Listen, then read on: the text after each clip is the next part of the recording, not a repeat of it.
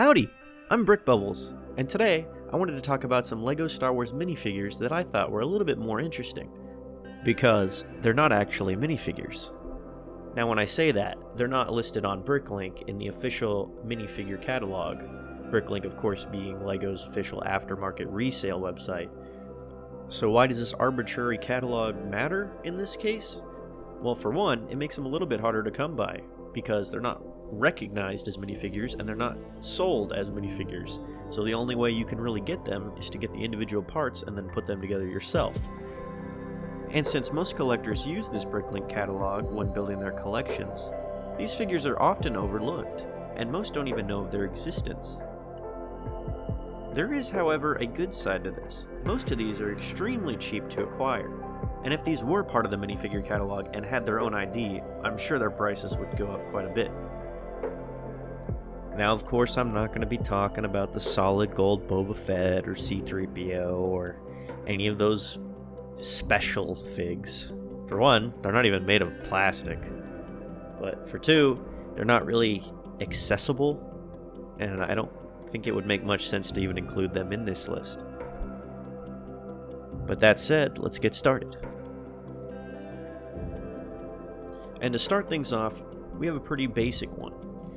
It is these two troopers, this Stormtrooper and this Snowtrooper. Now you may be saying this is just a normal Snowtrooper and Stormtrooper. However, when I turn them around and take a look at their back, you can see something quite strange. They have a LEGO logo, followed by 2002, Lucasfilms Limited, and the LEGO Group text underneath.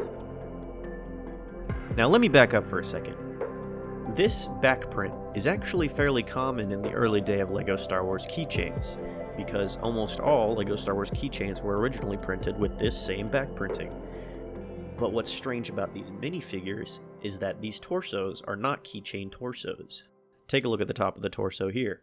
There's no hole for the keychain to go. Of course, these did not come out in any particular set. They're more of a promotion or handout that happened at some point in time around 2002-2003 time.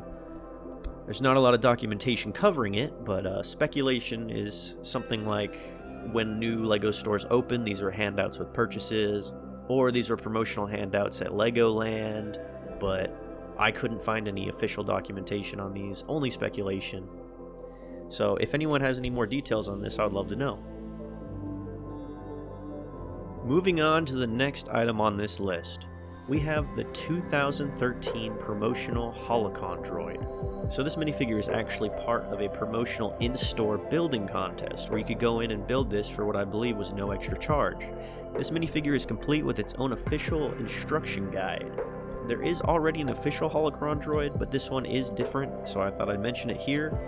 Again, very little documentation on this guy other than some pictures of the promotion and the instructions themselves. Now, what I have heard about this one is some say the reasoning that it's not an official minifigure is that it is not exactly minifigure scale, which does make sense.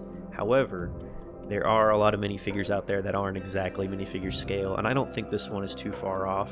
So I don't see why this wouldn't be an official minifigure, but if that is the reasoning, I'll take that. Regardless, it's still a cool build that I'm going to be adding to my collection.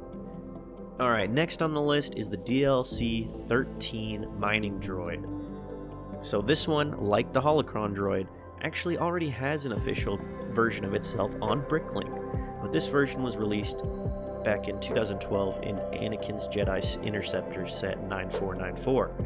The mining droid I'm referring to is from set 75269, Duel on Mustafar.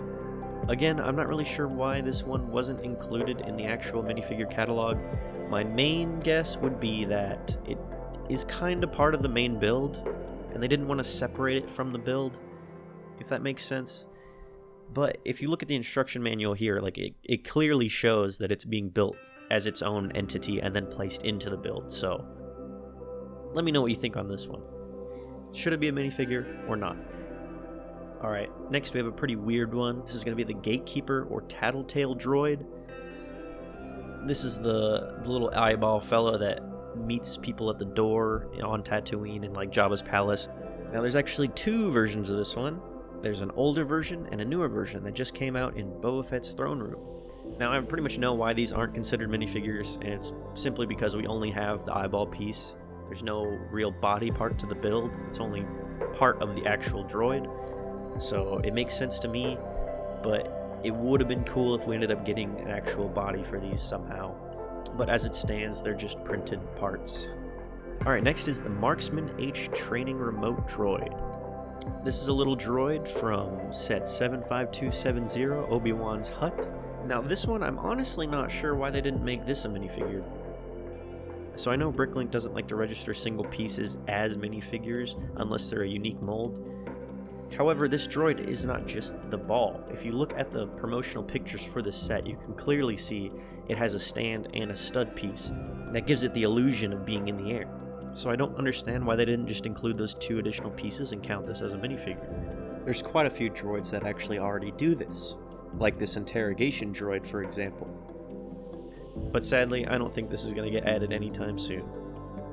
And finally, I'd like to wrap up this list with more of an open spectrum of potential minifigures. As some of you probably know, there are some rather large brick-built droids in the BrickLink database.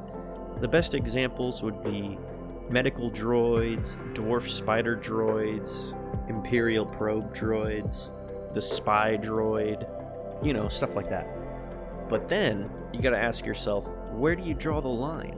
What's too big to not be a minifigure anymore? Because vulture droids are droids, why aren't those minifigures? I get that they're large, I get that they're big, and at that point you're basically calling an entire set a minifigure. But why isn't there at least like a special category for this? Like we have big figs, why can't there be like droid figs or something? Or maybe make it a class like animals are a class in BrickLink? I don't know, maybe I'm just getting nitpicky on this one. But I just thought that I'd get that thrown out there to get people thinking about it. I personally think there should be a special designation for stuff like this. Have like its own category where you could easily see all these together. You know, like the vulture droid, the hailfire droid, the homing droids, maybe even the droid gunship. Now BrickLink does have special purpose assemblies, I think. And this is where they keep the Sarlaccs. You can actually find the Sarlaccs on BrickLink with their own unique ID, and you can part them out that way. However, not many people know about this as a feature because from what I understand, this is a discontinued thing that they don't really use anymore, which is unfortunate because something like this would be very helpful. But maybe I'm just getting nitpicky. Well, anyways, I hope you learned something new, and if you have any obscure minifigures you'd like to share, please let me know. Hopefully I can do a part 2. Hopefully there's enough obscure minifigures out there where I can make a part 2 to this. And thanks for watching my first video. See ya!